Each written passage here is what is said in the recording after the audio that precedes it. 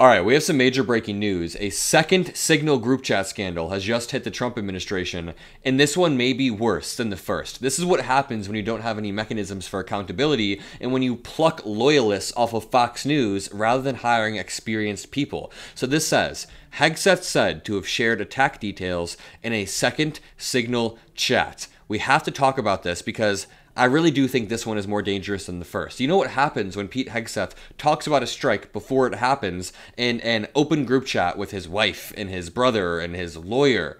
He's putting American personnel at risk. I never again want to hear a Republican claim that they're the party of the military or that they're the party of veterans when they have repeatedly put our military personnel at risk through sheer incompetence. You want competence over loyalty any day of the week. This reads, Defense Secretary Pete Hegseth shared detailed information about forthcoming strikes in Yemen on March 15th in a private Signal group chat that included his wife, brother, and personal lawyer, according to 4 people with knowledge of the chat. This is a breaking news story. Make sure that you drop a like to help boost this in the algorithm and watch until the end. It says, some of those people said that the information Mr. Hegseth shared on the Signal group chat included the flight schedules for the FA-18 Hornets targeting the Houthis in Yemen. This may be worse than the first Signal group chat leak because this is even more insecure. Your brother, your wife, that is absolutely wild. And the Atlantic Jeffrey Goldberg one was also really, really bad. But this is a next level of incompetence. He intentionally had people in the group chat that should not have known these plans. And again, that puts our military personnel at risk. And I'm starting to really have a picture painted in my head of what was going on here. Pete Hegseth and the people around him were just so damn hyped to drop some bombs. It was one of their first operations in the Trump admin. They really wanted to bomb some brown people. Yes, the Houthis are our enemies, but Pete Hegseth was incredibly careless with this operation. I mean, who needs enemies when you have friends like Pete Hegseth, right? This says, some of the people said that the information Mr. Hegseth shared on the Signal chat included the flight schedules for the FA-18 Hornets targeting the Houthis in Yemen. Essentially the same attack plans that he shared on a separate Signal chat the same day that mistakenly included the editor of The Atlantic. Again, he was so excited that he was just sharing this around, putting emojis. Mr. Hegseth's wife, Jennifer, a former Fox News producer, of course, is not a Defense Department employee, but she has traveled with them overseas and drawn criticism for accompanying her husband to sensitive meetings with foreign leaders. Mr. Hegseth's brother, Phil, and Tom Parlator, who continues to serve as a personal lawyer, both have jobs in the Pentagon, but it is not clear why either would need to know about the upcoming military strikes aimed at the Houthis in Yemen. So he had 2 brothers in the group chat. This dude was sending military plans that were confidential in his family group chat. This is what happens when you pluck someone off Fox News. I can't wait until he's held accountable for this, right? Oh, wait. Oh, God. Trump refuses to hold any of his loyalists accountable, only people that slightly disagree and actually want to bring an expert point of view.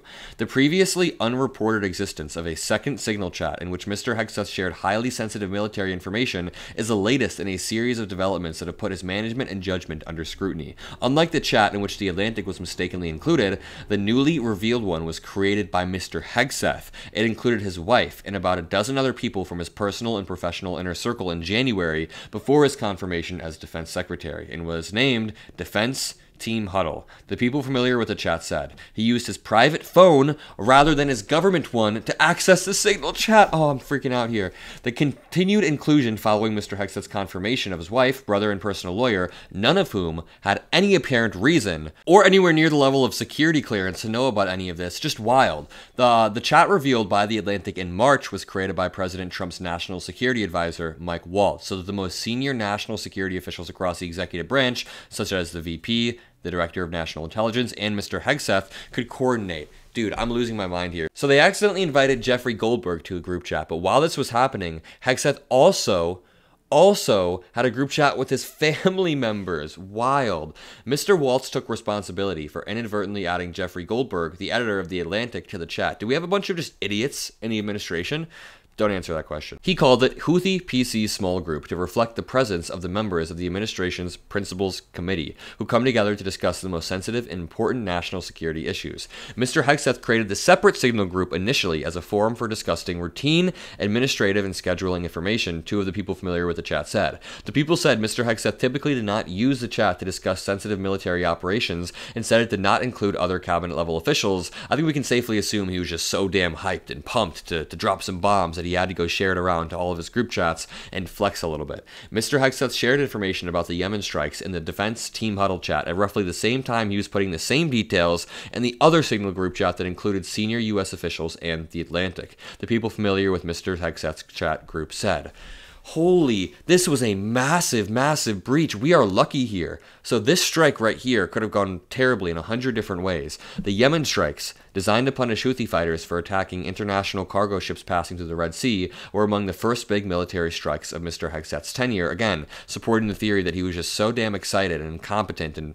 drunk? Probably drunk, right?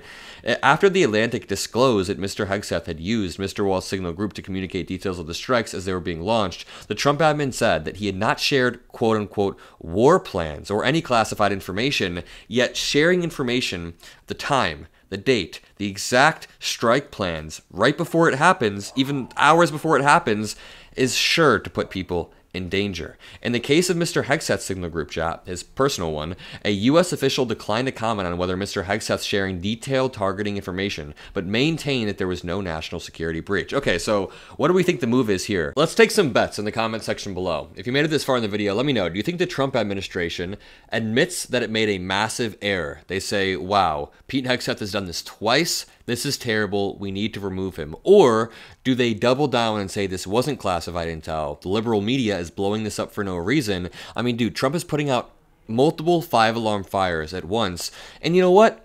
This is going to sound weird. In a roundabout way, I'm almost glad that Pete Hegseth made this mistake twice so that it can really, really re-enter the news cycle and just hammer home how incompetent and dumb these people are. Now, I'm not glad that it happened, but I'm glad that we learned about the second time that it happened at the exact same time he was sending the first one. This says, quote, "The truth is that there's an informal group chat that started before confirmation of his closest advisors." And that's understandable. I mean, I have group chats of my advisors, but I don't send confidential stuff in there.